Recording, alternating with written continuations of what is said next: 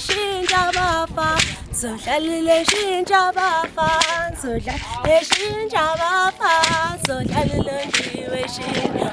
Sanibonani, igama lami ngu-Athabile Sibongo ngakwaSosibo, ngiphuma endaweni yaseTafuleni ngaphasi kwenduna uMthembu, sike endaweni yaseNtikaneni enkosini yakaMemela lapho sizobungaza khona usuku lokuzalwa kwenkosi kanye nokuziphatha kwethu amatshitshi.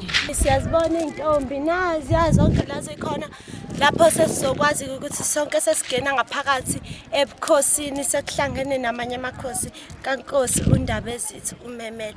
Asambeni siyocula namantombazane.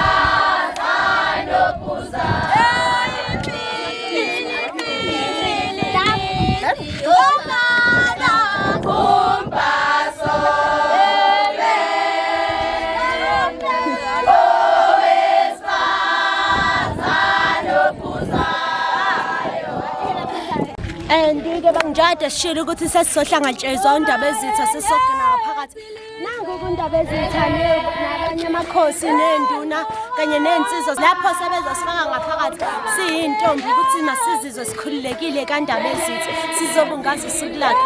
Siyabonga.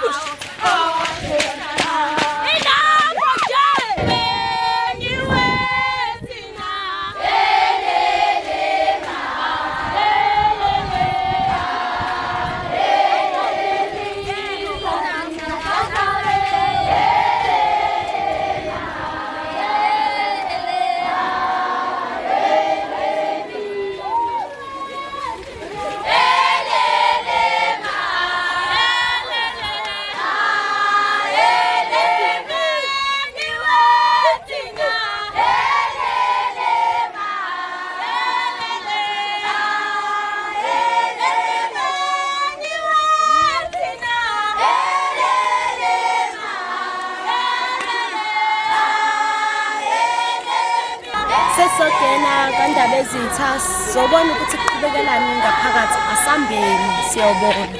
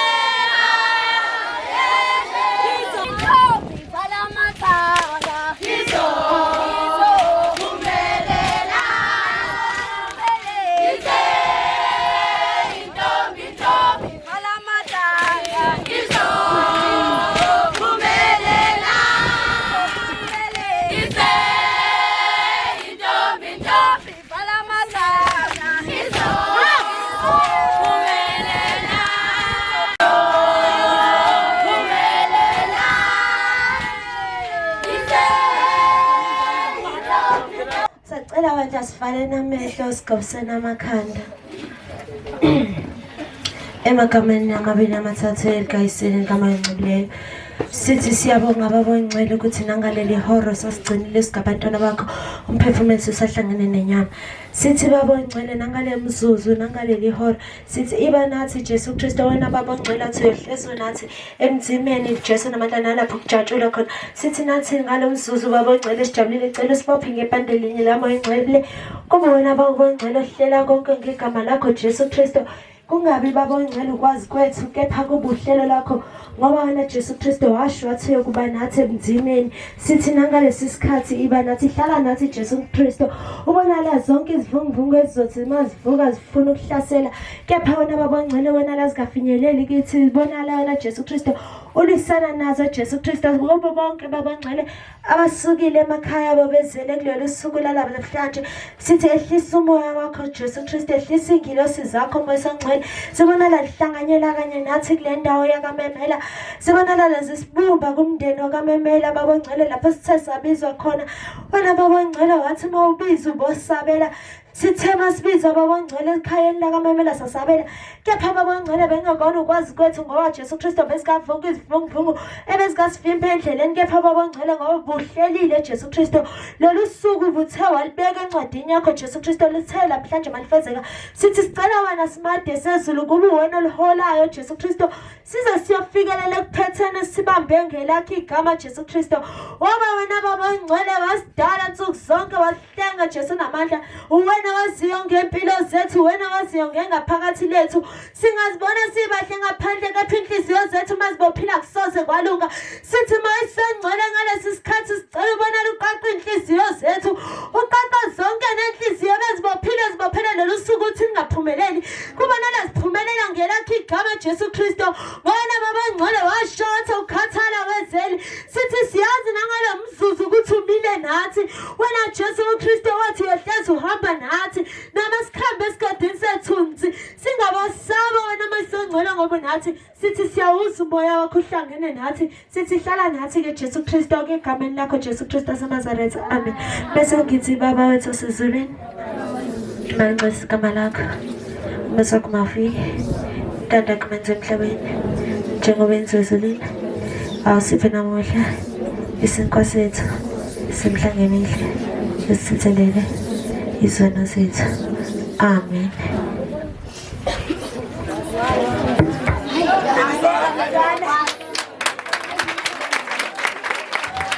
Khulekele ubani igama lakhe. Akasume ngimbone. uNkulunkulu akumise mntanami nomoya oyingcwele ongabonakali. Ngicela usiphathele uhlelo mntanami.